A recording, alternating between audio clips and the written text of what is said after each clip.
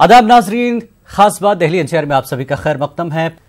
खाने की अशिया बनाने वाली मारूफ कंपनी मैगी को सुप्रीम कोर्ट से जबरदस्त झटका लगा है।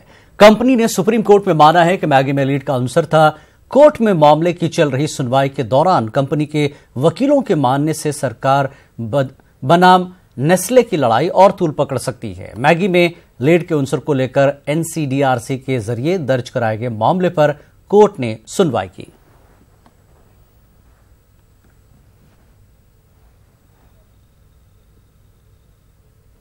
मेघालय के जंतिया हिल्स में कोयले के कान में फंसे मजदूरों का मामला सुप्रीम कोर्ट पहुंच गया है। सुप्रीम कोर्ट ने आज मजदूरों को बचाने के लिए और कारगर कदम उठाने की मांग वाली मफादे अम्मा की अर्जी पर समाअत की।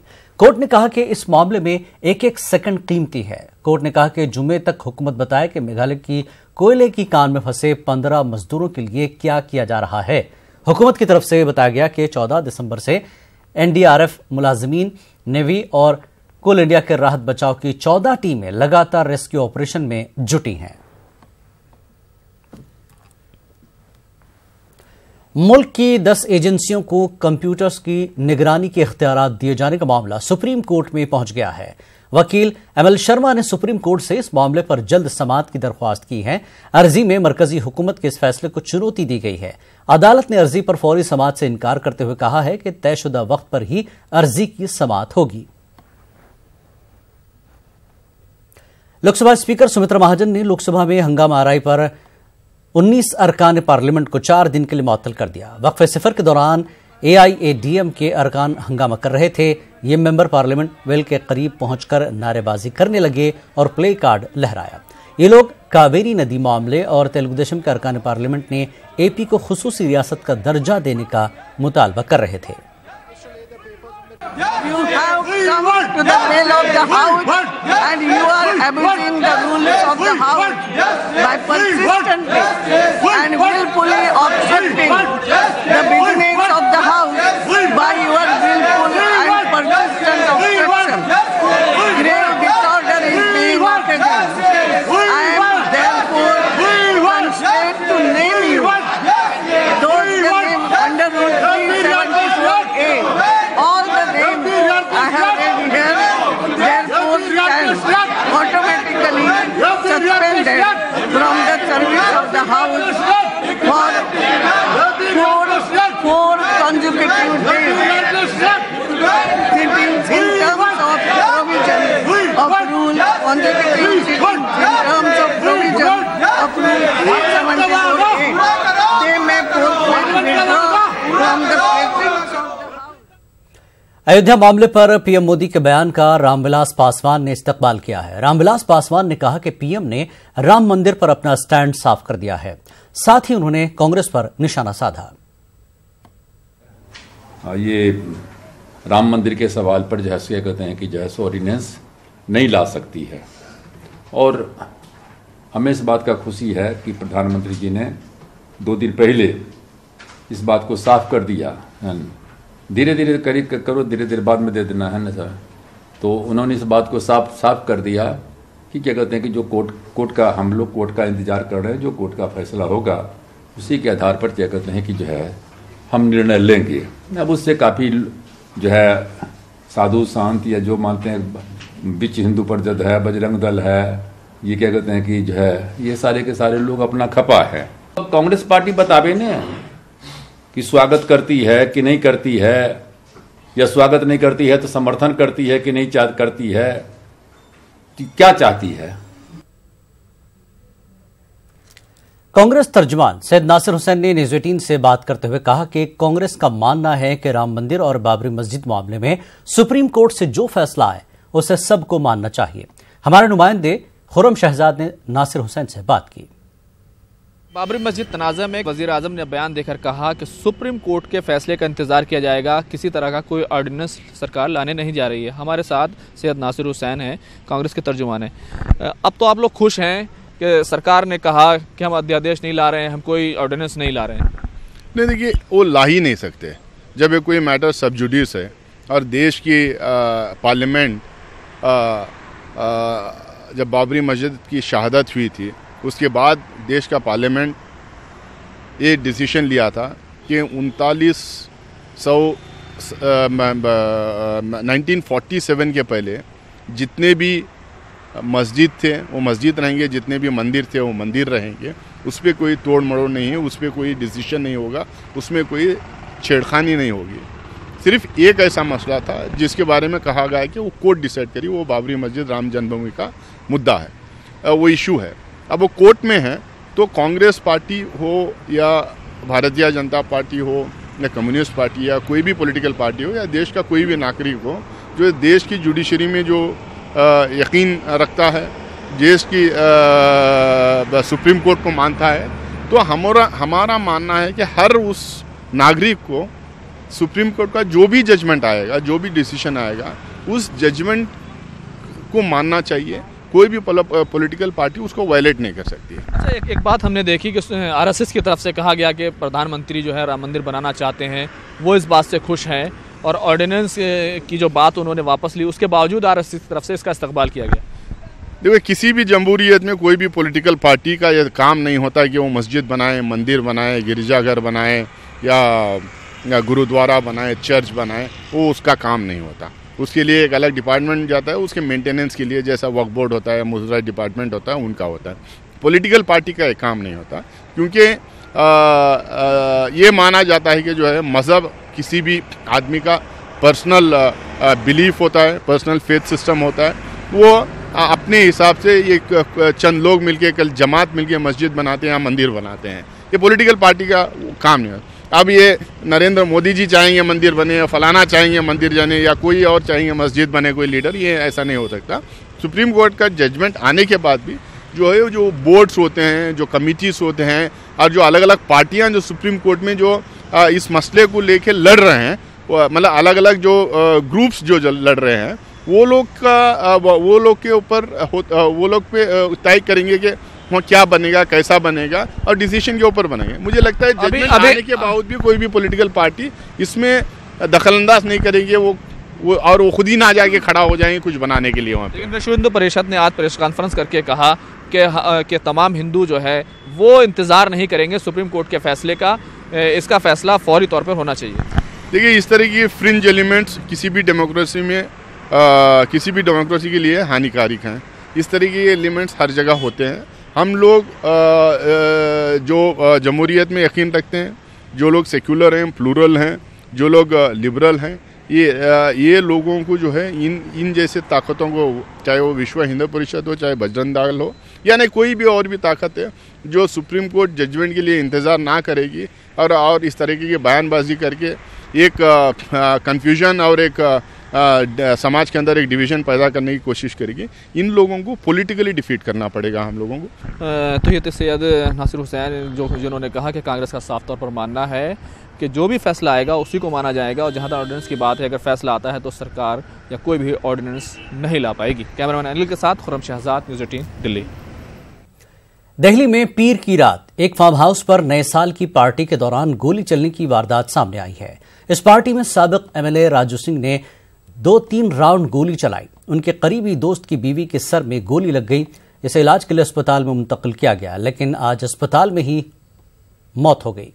पुलिस की तफ्तीश के दौरान राजू सिंह ने अपनी गलती का एतराफ किया है। राजू सिंह ने कहा कि नशे की हालत में उन्होंने गोली चलाई थी। राजू सिंह के खिलाफ दफा 302 के तहत केस दर्ज किया गया है। शिमाली हिंदुस्तान में ठंड और कोहरे का कहर जारी है। आज सुबह भी दिल्ली एनसीआर में घना कोहरा छाया रहा। खराब मौसम की वजह से दर्जनों परवाजें मनसूख कर दी गई हैं, जबकि 3 परवाजों की रूट तब्दील कर दिए गए हैं। कोहरे की वजह से कई ट्रेनें भी काफी ताखीर से चल रही हैं। दिल्ली और एनसीआर में ठंड और कोहरे के सबब फजाई आलूदगी काफी खराब सतह तक पहुंच चुकी है।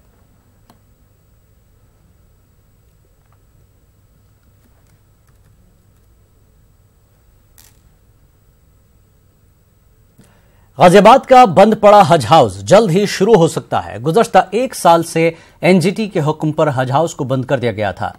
इसके लिए मुंबई हज कमेटी ने 3 करोड़ रुपए देने का भरोसा दिया है। दरअसल उत्तर प्रदेश के आज़मीन हज के लिए हज हाउस बनाया गया था।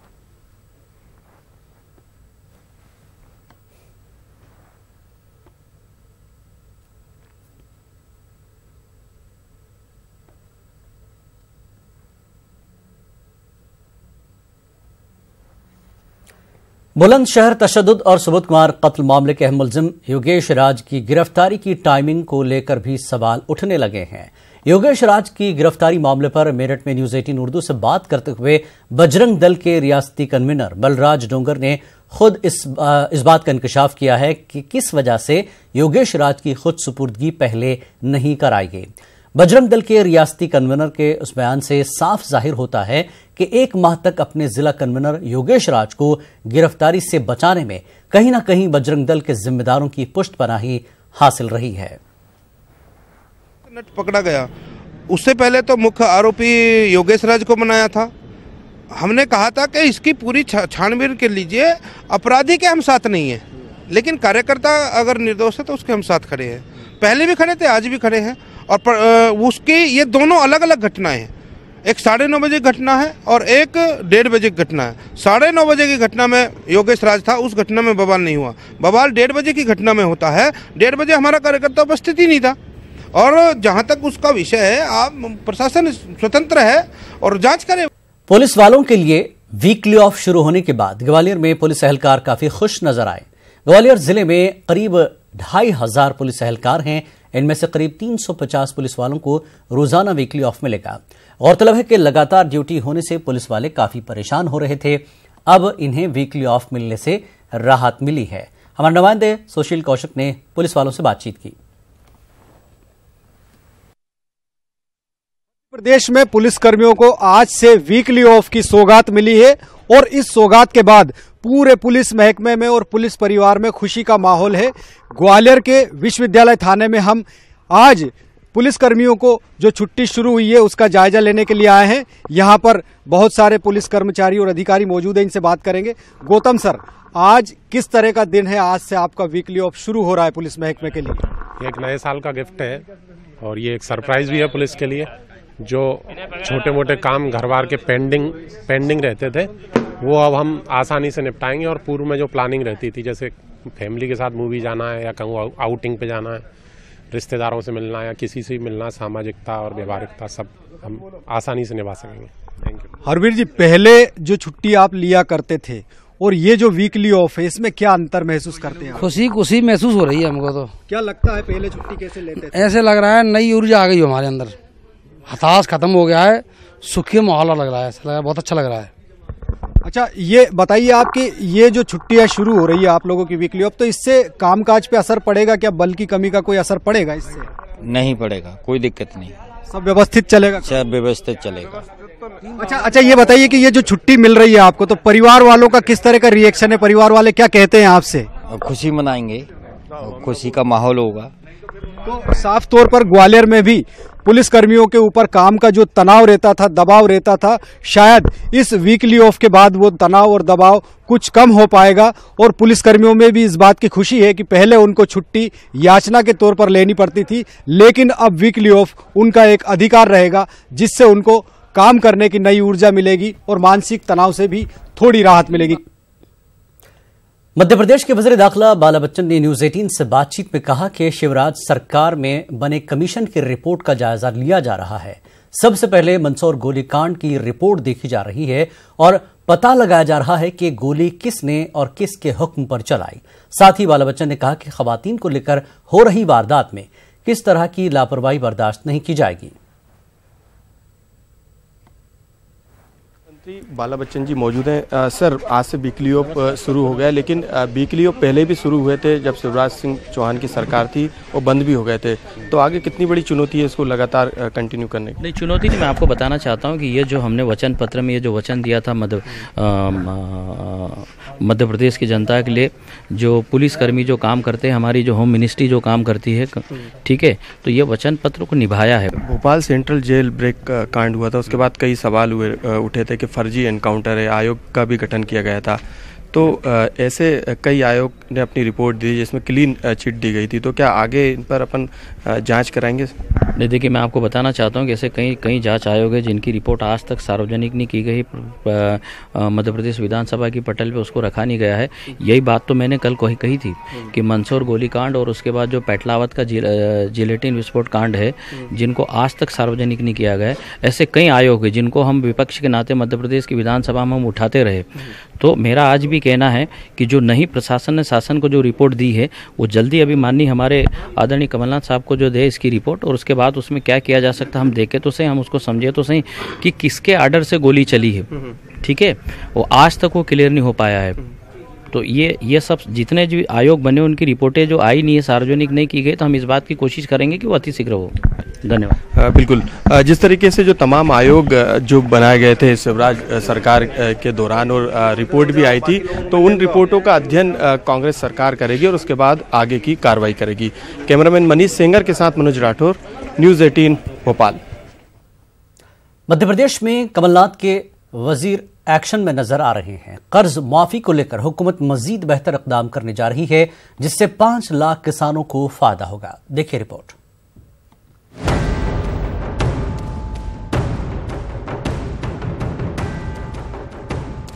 कांग्रेस के इंतखाबी मंशूर की इलेक्शन में खूब बातें हुई। अब सूबे में कमलनाथ की सरकार है, मौका अब वादों को पूरा करने का है। कर्ज माफी के ऐलान के बाद किसानों के बीच नाराजगी की बात सामने आ रही थी। वजीर ज़राअत सचिन यादव ने दायरे को बढ़ाने पर गौर व फिक्र करने की बात कही है, यानी 31 मार्च के बाद लिए गए कर्ज को भी सरकार माफ कर सकती है। अगर ये फैसला हो जाता है तो तकरीबन 5 लाख किसानों को फायदा होगा। देखिए, किसानों के लिए हमारे मुख्यमंत्री जी की सोच है कि ज़्यादा से ज़्यादा किसानों को फ़ायदा हो, ज़्यादा से ज़्यादा किसान इस ऋण मुक्ति में आए और किसानों को हम इस कर्ज के दलदल से बाहर निकाल सके, ताकि किसानों को भी शामिल किया जाए। सारी चीज़ों पे हम लोग काम कर रहे हैं और बहुत जल्दी जो है आपको वो सारी डिटेल्स भी हम आपको उपलब्ध करा देंगे। उधर वजीर जंगलात ने सूबे में शेरों की तादाद बढ़ाने पर जोर दिया। उनका कहना था कि गुजरात से लाकर शेरों को यहाँ बसाया जाएगा।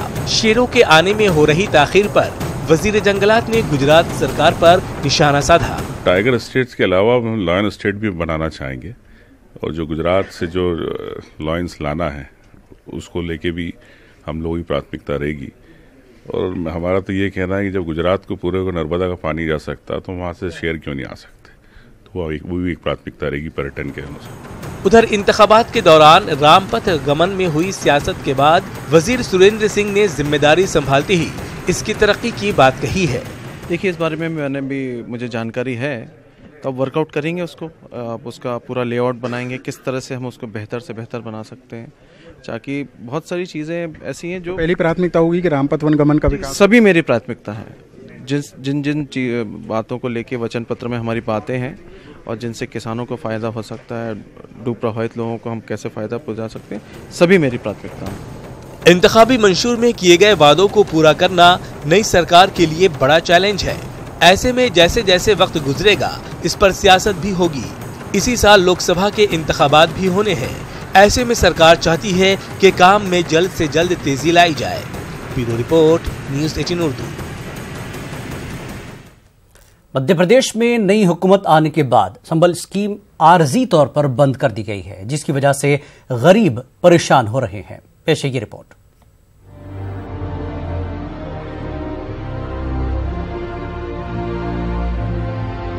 मध्य प्रदेश में संबल स्कीम को बंद करने पर सियासत शुरू हो गई है। बीजेपी का कहना है कि कमलनाथ सरकार इंतकाम की नियत से कार्रवाई कर रही है। मरकजी वजीर नरेंद्र सिंह तोमर ने कहा है कि कांग्रेस सरकार स्कीमों को बंद करेगी तो बीजेपी बर्दाश्त नहीं करेगी।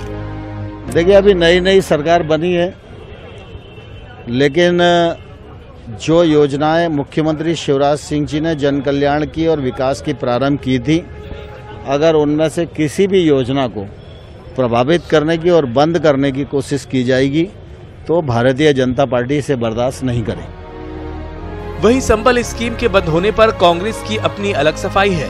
कांग्रेस का कहना है कि हमारा मकसद स्कीमों को बंद करना नहीं है, बल्कि गुज़िश्ता सरकार ने स्कीमों के नाम पर जो बदउनवानी की है उनकी तफ्तीश की जाएगी, उसके बाद ही स्कीमों को शुरू किया जाएगा।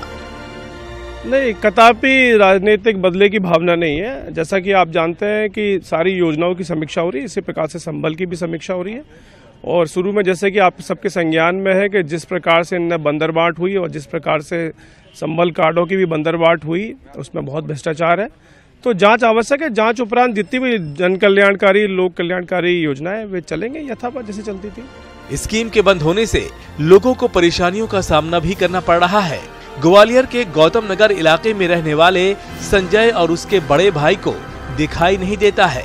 लिहाजा संजय और उसके वालिद का संबल कार्ड बना हुआ है। 28 दिसंबर को संजय के वालिद का इंतकाल हो गया, लेकिन संबल स्कीम के तहत उन्हें कोई इमदादी रकम नहीं मिल पाई। संबल कार्ड है सर हमारा, और उसका जो लाभ मिलना था वो कुछ हमको लाभ नहीं मिल पाया है। और अभी पिताजी 28 तारीख को गुजरी हैं और ना तो जलाने का कुछ मिल पाया ना पहले लाभ मिल पाया सर, वो बंद सब कर दिया मैं बताऊँ। बहरहाल मामला जो हो, स्कीमों को बंद करने के पीछे सरकार का भले ही अपना तर्क हो, लेकिन इसका खामियाजा आम लोगों को भुगतना पड़ रहा है। Bureau report, news 18 Urdu. Madhya Pradesh के वजीर ज़राअत सचिन यादव ने कहा है कि अंतर भुगतान स्कीम का जायजा लिया जाएगा और इसके बाद फैसला लिया जाएगा। सचिन यादव का कहना है कि इस स्कीम का सही फायदा किसानों को नहीं मिल पा रहा है। फसलें खराब हो गई हैं और उनके चेहरे मुरझाए हुए हैं। मेरे साथ हैं कृषि मंत्री सचिन यादव जी। बताइए, सर्वे का काम आपने कहा है कि जल्दी पूरा होगा, लेकिन अभी तक सर्वे शुरू नहीं हो पाया, क्या कहेंगे? देखिए, पाला की शिकायत प्रदेश के बहुत सारे जिलों से हमको प्राप्त हुई है। हमने कलेक्टरों को निर्देश दे चुके हैं और पूरा मैदानी अमला जो है एक टीम गठित करके जो है सर्वे का काम शुरू हो चुका है। अच्छा, एक बात और बताइए, भावांतर भुगतान योजना में तमाम आरोप लगते रहे कि किसानों के पास उसका लाभ नहीं पहुंचा, क्या ये योजना आगे जारी रहेगी या बंद करेगी ये कांग्रेस सरकार? समीक्षा का दौर जारी है। हम सारे पूरी टीम के साथ बैठ करके आदरणीय मुख्यमंत्री जी के मार्गदर्शन में हम लोग काम करने वाले हैं और उसका निर्णय लेंगे। तो ये योजना जारी रहेगी? मैंने ये नहीं कहा है। उधर बीजेपी लीडर तिपन भुमक ने ऐसे लोगों से मुलाकात की जिनका घर इस पेंशन की वजह से चल रहा है और वो पूरे तरीके से इसी पेंशन पर मुनहसर है। मुख्यमंत्री है, उन्होंने कहा कि मीसाबंदी जो है बहुत खाते पीते घर के हैं और फर्जी लोग हैं, इसलिए हम इसकी जांच कराएंगे। तो जांच यहीं से आप शुरू करिए शरद जी। ये आपको बहुत बड़ा अमीर का घर दिख रहा है जो कबाड़ के अंदर रह रहा है, पैरालिसिस अटैक हो गया है, 8 साल से बिस्तर पे पड़ा हुआ है ये आदमी। इसको अगर हमारे पूर्व मुख्यमंत्री यशस्वी शिवराज सिंह जी चौहान ने अगर इनको पेंशन दिया तो कौन सा बड़ा पाप कर दिया है। अच्छा, ये आप क्या नाम है आपका? मेरा नाम मोहम्मद लईक। अच्छा, आप मीसाबंदी हैं आप? जी हाँ। कितनी पेंशन मिलती थी आपको? मुझे 6,000 शुरू हुई थी, 25,000 मिली थी। 25,000। अब आप क्या मानते हैं? कमलनाथ सरकार ने कहा है कि परीक्षण किया जाएगा और फिर पेंशन दी जाएगी कि कौन मीसाबंदी है या नहीं है, तब तक पेंशन बंद रहेगी। इस आदेश के बारे में आपका क्या मानना है? हमारा तो ये मानना है कि दुश्मनी निकालना है। दुश्मनी निकाल रहे हैं? दुश्मनी निकालना है। किस बात की दुश्मनी है? ये बहुत सरकारों में दुश्मनी चलती है। हम आए तो आपकी दुश्मनी निकालना, आप आए तो आप हमारी दुश्मनी।